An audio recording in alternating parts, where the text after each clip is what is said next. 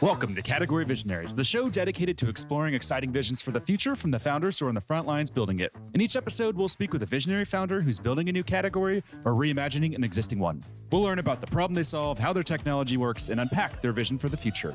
I'm your host, Brett Stapper, CEO of Frontlines Media. Now let's dive right into today's episode.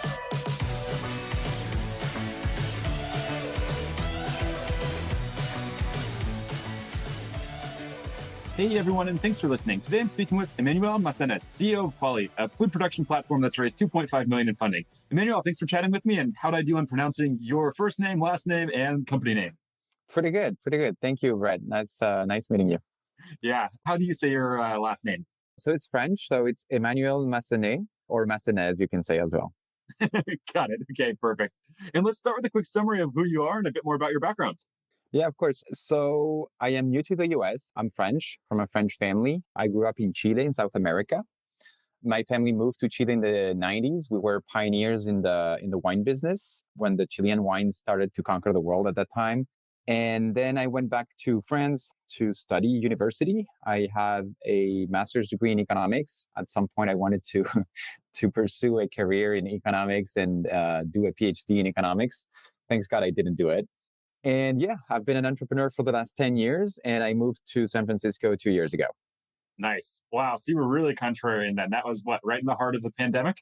Yeah, pretty much. I think it was when the vaccine rollout started. And for me, it was like, okay, if everybody's leaving, it's time for me to come. I'm probably going to have better rent. And also, I think it was, sure, like it's not going to be what it used to be, but it's exactly what I was looking for something new. I'm happy to find someone who, on paper is crazier than me, because I just moved here in July, and that's the reaction I get from people is, what are you thinking? How are you moving to SF?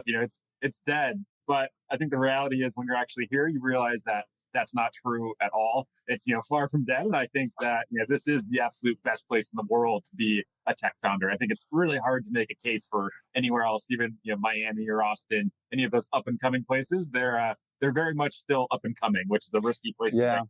No, I agree. I think maybe the city can have a little bit of a hard time regarding kind of like commercial rent and office lease and stuff like that. But I think as a place to live for housing, this city is just amazing. Not only it's beautiful, but then you have so much talent altogether, so many people with so many diverse backgrounds and smart people. And then the entrepreneurial spirit is just nuts. So yeah, I think it's definitely a nice place to be. Yeah, my girlfriend and I always laugh. When we go and walk the dog, just everyone's talking about their stock options, what this founder did, what this founder did. It's like very much you're in startup land here. Like everywhere you go, you can't escape overhearing startup talk. Yeah, for sure. I'm very happy to be here. I think it's also, it depends on the stages on everybody's life. But I think for me, it's the right place at the right time. Yeah, makes sense. And a couple of questions we like to ask just to better understand what makes you tick as a CEO and as a founder. What CEO do you admire most? And what have you learned from studying them and paying attention to what they're doing? Right. Well, this is a very good question. I am a great fan. So he's not really tech, but he's very relevant in California. It's the Patagonia founder, Ivan Chouinard. Mm-hmm. I'm very, very much impressed by three things he's done. First of all, is pursuing a business on what he's actually passionate about. In that sense, it was mountaineering and all the gear required for outdoor adventures and so on. Mm-hmm. So that's number one.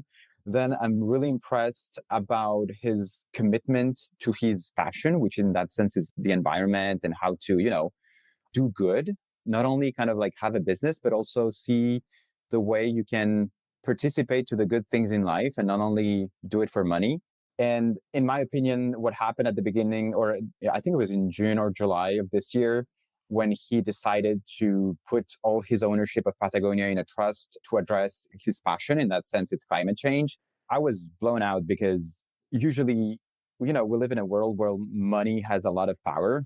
And not only its power itself, but it's also kind of like changes the way people behave. So in economics, we would call that a moral hazard. You change. And I was so happy to see that didn't happen to him, or he managed to have his feet on the ground and kind of like this cool head approach and say, you know what, like I'm going to die at some point. Like having all this money, all these assets kind of like for my own benefit or my family's benefit is nice, but it's not good enough.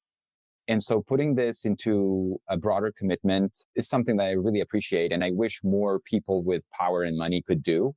which is letting go, right? At some point. So when Kwali goes public here in a couple of years, you become a multi-billionaire. Can we expect for you to sign away your fortune as well? I want to say yes, but again, there is moral hazard. So I might change. I might change myself. I hope I won't. I hope I can stay true to this belief of just doing the things that needs to be done the right way. All right, I'll check in on IPO day and see how you're. Yeah, well, I'm on record, so you can always come back to me and say just play this clip for you. Exactly. Don't worry, it's not legally binding here. One thing I like about the Patagonia brand and founder in general is it doesn't feel like bullshit. Everything that he preaches, what the brand stands for, it seems like they built around that belief and around their kind of vision of the world. It doesn't seem like some fluffy ESG stuff that they're doing just look good, which I really admire. It's very authentic and very real, which is hard to find, I think, today. A lot of brands are just kind of abusing it. That's exactly it. He stayed real, he stayed true to his belief, and he never bragged about it either. That's the thing, it's less show off, less bragging, and just do the correct thing, And I think we need more of this kind of authenticity and maybe less marketing. That's some of the talk I've been seeing about Sam Bankman-Fried and all of the drama around FTX. And they were saying he was shouting from the rooftops about how he was a good guy, going to donate his fortune, and that should have been the red flag for people. Typically the person who's making all of that noise about how they're such a great person is not the best person behind the scenes, or at least trying to compensate for something. Yeah, well, crypto, I don't understand it. So I don't have a particular judgment on it, but I think it definitely went way too high, way too fast. And I don't know, let's see how it goes from there. But usually, yeah, I like more steady stuff. I like more practical products. And I think there is usually in the industry, we talk a lot between two concepts. One is the brave new world. And I think crypto kind of like falls into that category. And then you have the better, faster, cheaper, which is usually the productivity tools. And I think we, or at least me as a person, I'm more in tune with the second. Nice. Makes a lot of sense. And one other question, just to better understand you, what book has had the greatest impact on you as a founder? And this could be a business book, or it could also just be a personal book that's really influenced how you think. Yeah. Well, I love this question because I think, first of all, I love reading, and I've been reading forever. And I think it's very French what I'm going to say. So if people have familiarity with the French, they're going to laugh. But I read philosophy, and I've been reading like since I was 15. So that's been 20 years of philosophy reading.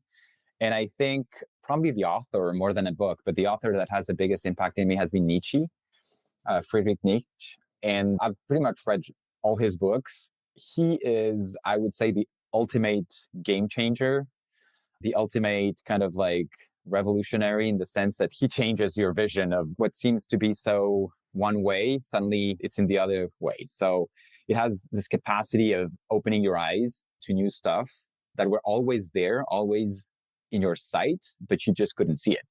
And so that for me has been amazing. This approach of giving a different flavor to the same old things, pretty much. And any tips for how to get through those types of books? Personally on my end, I've been obsessed with Stoicism now for a couple of years. But what I study is more, I guess, I would say like the modern Stoicism from people like Ryan Holiday, where they're breaking it down in simple terms. But when I go and try to read stuff from like Marcus Aurelius, like my brain can't comprehend it because it's just written in such a strange language. So any tips for people like me who may struggle to read these more old school books?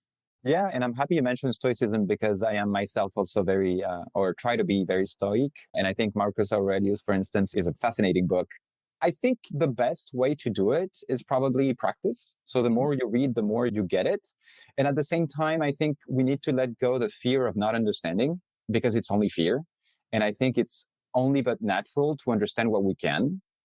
So if you were to like open the hardest book in philosophy and try to get it, I think it's going to be kind of like disenchanting, but maybe start with easy ones. I think old Greeks usually are very easy because they used to do philosophy in terms of dialogue, and dialogue is easier than anything else.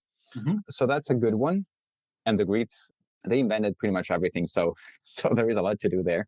And so the more you read that, the more your comprehension can grow, right? And then when you revisit other things, more modern authors, suddenly everything has a different backtaste, the references, associations, the meaning of different words. And you realize that current philosophers and everything we've done during the 21st and 20th century is based. And it's kind of funny. We always tend to think, even on products, even on tech, we tend to think that, oh, this is new. And I'm pretty much of the idea that there is nothing new under the sun. There is just new ways to approach it. And I think it's the same with philosophy, right? So I think the more you put at it, the better. Nice. That's good advice. And it's, very refreshing to hear different books. I would say most founders I have on, they tell me The Hard Thing About Hard Thing by Ben Horowitz or 0 to 1. So I like hearing something that's new and something that's different. Oh, absolutely. If you're looking for references, I got plenty. So Nice. I may have to take you up on that. Now let's talk about what you're building there. Can you give us the origin story behind the company and what problem and pain point are customers paying you to solve? yeah, absolutely. So I've been an entrepreneur with my co-founder, Juan Pablo. We've been together for the last 10 years. So we started the first company 10 years ago. We bootstrapped everything. It's not a very big company, but it's enough to generate dividends and have a little bit of money on the side. But at some point, we were thinking, okay, we want to have a broader impact and hopefully not only a bigger impact, but also like a good impact, right? A little bit with what I said about Patagonia. Mhm. And we knew we had a lot of talent and expertise in terms of computer vision and AI in general, but mostly computer vision. And computer vision was already being developed very strongly for everything manufacturing related. And we were thinking, okay, manufacturing is nice. It's already a crowded space. Where do we think this technology could have a huge impact and an impact for good? And where things are still very, very green and early. And we thought that the food industry and the food service in general is massive, was underrepresented in terms of new tech at the day we started it. And that computer vision could really have a strong impact in terms of waste, in terms of circular economy, in terms of productivity, in terms of making the whole industry hopefully more transparent and cleaner. And this is where we decided to kind of focus as a strong vision. Mhm. But then, of course, the vision is not enough to build a company. You need to narrow it down to an entry market, to a product. And we started doing our homework. We spent pretty much 18 months checking hypotheses that we had on the product, on the market. And we ended up focusing on a very specific use case for a very specific sub-industry of the food industry. And right now we're doing a productivity tool for franchise pizza. Franchise pizza is very specific, but it has the benefit that pizza is flat. So for computer vision, it's great. One pizza from one brand is kind of similar to another pizza from another brand, still round, still flat, still has cheese and pepperonis, most of it. So the use case in terms of tech was great. You can fine tune it for a couple of big brands and then the tech works for all the franchisees. So that's great too. You don't need to be fine tuning all the time, which can happen in AI. And the idea here is that there is a network effect, is that if we are capable of scaling a little bit in that market of pizza, then it's very easy for us to move towards other concepts like sandwich, like burgers, like coffee. And then we have the food service in general, which is just like serving food. And then you also have food production, which is like food production facilities and all this productivity also applies for them. And if you're looking at like square pizza, does it just totally break down and not work? Or can it also work for square pizza? So good one. Right now we're focusing on circular pizza. And yeah, it's kind of funny. Computer vision is very specific in terms of images. So currently, yeah, we don't deal with square pizzas, but it shouldn't be that hard if we had a good customer like doing Chicago style pizza. So I'm guessing low adoption there in Chicago. So well, Chicago is a good place for pizza. You get Little Caesars Group, you get Domino's. So yeah, Chicago is definitely the pizza capital, I would say. Yeah, nice. Have you seen the show Silicon Valley? Oh yeah. I'm guessing you've gotten the question about what is it? Hot dog? No hot dog? Yeah, we laugh about it sometimes. When I go to social gatherings and have a beer with people, and they ask me what do I do, I think this joke always comes up, and we all laugh, me included, because I do think it's funny. And not only it's funny itself, but it's also so close to the truth, to what reality does, to how tech actually works, that I found it's a great thing. Sometimes we look in the media and they tell, now it's not that fashionable anymore, but I think like maybe a year ago, a lot of media and press used to say like, okay, we're almost there with, like human robots and robots that can do absolutely everything like a human. and people were talking about giving legal rights to robots. And I was thinking to myself, wow, this has gone a little bit too far. I don't think it's I don't think it's real, like the AI is not there. And so now you see, some reckoning that, autonomous driving is not going to be ready for the next few years, and probably the next decade. And then you end up like unraveling the whole story and you realize that AI is powerful, but it's not almighty. Yeah, it's funny reading these headlines about how AI is going to take over the world, and then meanwhile, I'm like, Siri, set my alarm for 6 a.m., and then it like starts playing Taylor Swift. Like we're like far, far away from this stuff actually working, I think, and taking over the world if they can't even figure out how to set an alarm. So it seems like it's still very much early days with a lot of this technology. Absolutely. And then a little note on the thing about, a lot of people fear about job replacements and robotics. I think robotics is a very fascinating field, but I think it's a very complicated field as well. So I think we're still far away from robots taking over. And then I am a great believer of progress in technology in general. I think if we look at history, and I think history is always a very, very good indicator of present. Like just to give you an example, if you look at the last kind of flu pandemics that we had in the 50s and a century ago, they lasted 2 to 3 years or 3 to 4 years, just like this one. So you realize, it's history repeating itself. And if you look at like the first industrial machines, when we went from, 1850 to 1902, 1907, Mhm. workers were afraid of those machines and they would sabotage the machine, you know?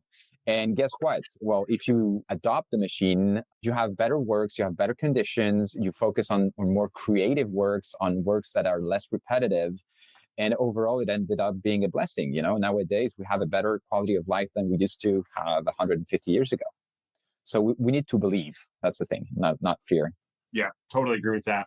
And this was a while ago. I had read some really good article, and it basically went through 200 years of history, and it pulled out headlines, and they were the exact same headlines.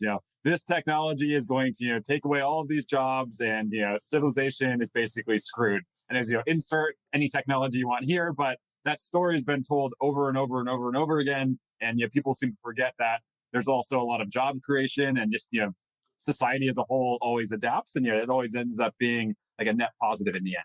Yeah, absolutely. And you can see it with trends nowadays. It's the same with how many hours is the optimum workload over a week, right? And you see these papers nowadays about the 4-day week and working 40 hours only. And I think these discussions are amazing because I think it's not something that has been solved. We don't know. It's a human question. Like, what is the best amount of time that needs to be worked, that needs to be rested, that needs to be kind of recreational? How much sports should I do? What's the best diet? These questions right now don't have a specific answer. They all depend on everybody. And so I'm very happy that we can reopen this in light of new technologies that allow you to work, remotely maybe. Sometimes you actually want to have a social presence and a physical presence. And I don't know, I think it's a great time to open these questions again, and hopefully we can find a new balance, because what we used to do pre-pandemic wasn't very balanced either. People commuting 2 hours a day, 3, 4 hours a day, that didn't make sense. We're just opening the eyes. Asking these deep questions, you're speaking like a true philosopher. Thank you. And going back to the product a bit here. So you see on the website, plus 200% employee retention, 15% food cost reduction, 10% faster food production. All right, I'm hooked. That sounds interesting. How does that happen? Yeah, absolutely. So basically, we were talking about new category or just improvements. As I said, like very deeply, nothing is new under the sun. But I do think that we've been kind of the pioneers about putting tech inside the kitchen in the restaurant. Usually technology companies focus on the front of the restaurant, sort of very much focus on the POS, on delivery integrations and marketing integrations and so on. But we were wondering, okay, what's going to be the next wave of tech? And the next wave of tech is going to be about food production itself within the restaurant, which means the kitchen. And the kitchen is a fast-paced environment. It's an environment where in franchises, usually you need to follow a set of rules, and you need to keep up with the brand promise, right? When somebody sees an ad on television and then you crave for this kind of food, and then you pick up the phone and you call your, local franchisee, well, you expect to get what you just saw on TV, right? So there is this kind of brand promise experience that needs to be achieved. So the way we do it is that we set a camera on top of the cut table of pizza companies. So basically it's like a final product assessment. That camera doesn't disturb any of the operations. So the operator doesn't have to slow down. They don't have to push a button. They just operate like if we didn't exist. And we record all this. There is no privacy issue, no personal data. We just look at the pizza. And as soon as we identify a pizza with a tracker, we send the images to the cloud and we start doing all our processing. And so we identify the pizza, we score that pizza with, objective criterias like, is it burned? Is it round? Is it the size it's supposed to be? Does it have like bubbles, or are the ingredients, well distributed or not? So we do all this and we score the production. And then with that scoring, well, you realize that first of all, a lot of the items are below the internal threshold, right? And so you have quality issues, and then you have, customer satisfaction issues. So this is pretty much what we're tackling. So we're bringing visibility to the food industry and to the restaurant industry, where you can highlight and reward top performers, and you can also retrain and target train people that require more training in an industry that usually has been very much about gut feeling, right? If you're a multi-unit franchisee and you have, 50 or 100 stores under management, you have no clue who are your best employees. You do not know. You trust your managers, but these managers trust their store managers, and some store managers trust some shift leaders. It's like a chain of command, but it's all gut feeling based. Like, it's really hard to keep up with the production to actually reward top talent and so on. So this is what we're doing in terms of employee. In terms of food costs and food waste, we actually count ingredients. So the AI is automated, right? So it does it very fast. But basically, we count ingredients and we compare this to the recipe. So this is very important because there is a lot of food waste, not too much in the fast food industry, but in general. And so this is something we think we can take to the food service and to food production as well. But the idea is to just make sure that it's exactly how it's supposed to be, and that the quality is where it's supposed to be. So you don't throw the pizzas away or the food item away. And yeah, overall, I think it's like a productivity tool where you can operate your company like never before. Like, you have a dashboard, you can monitor this remotely from the palm of your hand. And we've had amazing results so far. And are those insights delivered then in like real time? Like, let's say I'm working in a pizza shop and I'm making my pizza. When it's done, does it, have a score that alerts me to say, hey, that was a 9 out of 10. Great work. Or is that, going to management, and then every week management reviews that data and then takes actions from there? What does that look like? Like, how do they use those insights? Well, that's a great question, because it's a question I get all the time from different people, right? So most of the people asking me about real time are investors, and most of people that don't care too much about real time are actually food operators. So what does that mean? The thing with real time, it's very powerful, just like you said, right? So you can really kind of like rework, intervene a food item and kind of like make it better. The thing is that to do this, you require time, you require a team, you need to be on it, right? And what happens in the kitchen is that it goes very, very fast, especially in a rush hour for a game night on a Saturday or Friday night. I don't know, like one kitchen in one shift can make up to 150 to 300 pizzas. So they need to be running. They don't have time to rework. They don't have time to do anything, because otherwise it creates a backlog, right? And the backlog is even worse than a bad pizza, because everything gets lost, right? The timing is not correct anymore. The delivery person is waiting. People get angry. There is no tip. You know what I mean? So it's like a chain of events that unravels, and it's not necessarily better. And at the same time, in terms of technology, it's also more, right? You need to have faster computing, more computing, and so it's more expensive. So when we talk to operators, we realize that what they actually want is something that can help them manage, be better managers, rather than actually rework and do it real time. So right now we're focusing on this kind of like non-real time. The tech allows to go towards real time in the future, but I think the operations need to adapt first. Makes sense. because I guess it doesn't really matter, right? Like one individual pizza being made doesn't matter as much as, that person's pizza that they make over the course of a month. I'm guessing that's the relevant score to focus on, because then you can really compare that data across everyone else's, right? So it's almost like the individual item doesn't make, or it doesn't really matter. Is that accurate? Yeah, I think you're totally right. Like if you look at the biggest pains of quick service restaurants and the food service industry in general, it's employee turnover. Just to give you an example, like that industry has between 70 and 120% employee turnover every year. So they need to rehire the whole team, retrain everybody, and then pray that everybody understood and can do the job as it should be, right? Then you have a very sharp drop in customer satisfaction over the last year. Mhm. Expectations of customers have increased during the pandemic. Delivery companies are not necessarily top notch depending on the food concept. Like if you're, like delivering a grilled steak is not the same as delivering a pizza, right? So you can have like issues in terms of customer satisfaction linked to this. And then you have food inflation. Right now, food inflation is 16%. So all this is biting the industry at different places and kind of narrowing the already very small margins that they have.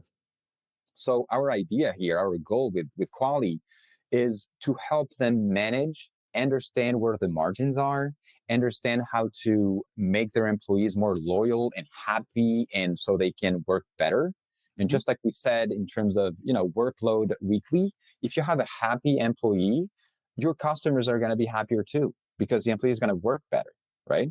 And so he's not going to leave. He's going to be happier, less training, less money spent on training, and all this for a more satisfied customer. So this is pretty much what we're addressing. Makes a lot of sense. And this wasn't in the interview doc, and it's a big question, so I'm going to put you on the spot. What's your favorite pizza in the entire world?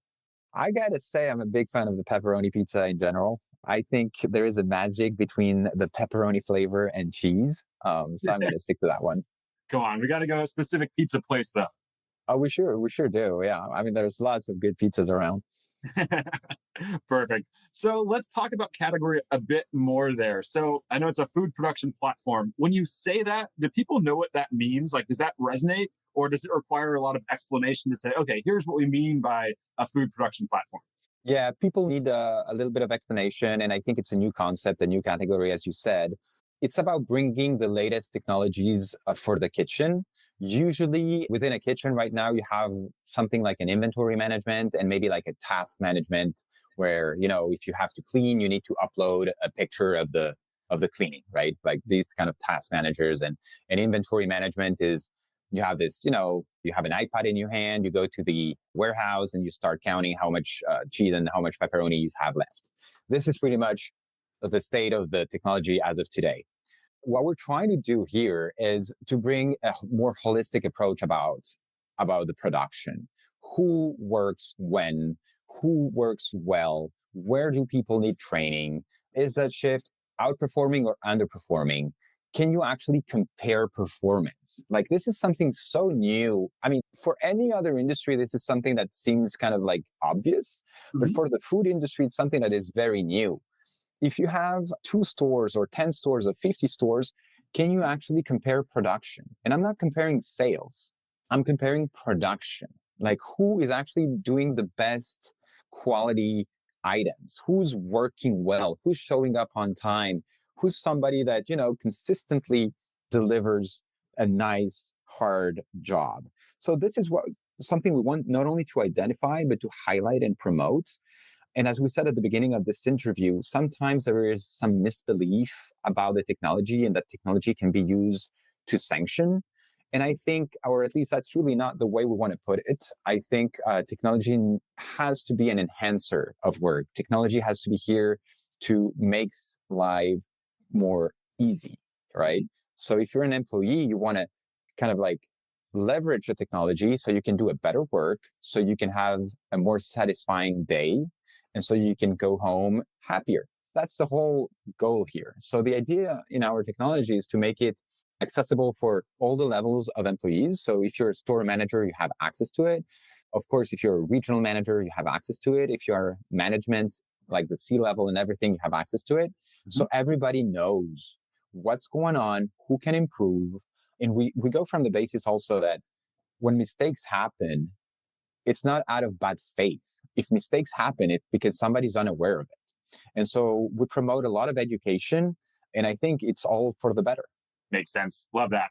Next question for you. Let's talk a little bit just about, adoption, because looking through the website as it scrolls, you have Papa Murphy's, Domino's, Pizza Hut, Papa John's, Little Caesars, Sparrow, basically everyone, right? All of the big pizza brands you can think of. How were you able to land, those logos with, an emerging technology like this? Because I think that's one of the big challenges a lot of founders face is how do I get enterprises to actually adopt this, thing when I'm a, relatively new startup with, a few million in the bank? Like, how'd you do it? How'd you convince them to trust that your technology could deliver? Yeah, absolutely. So just to make sure, so it's not that we're working at the corporate level with all of those, is that our technology is fine-tuned to them.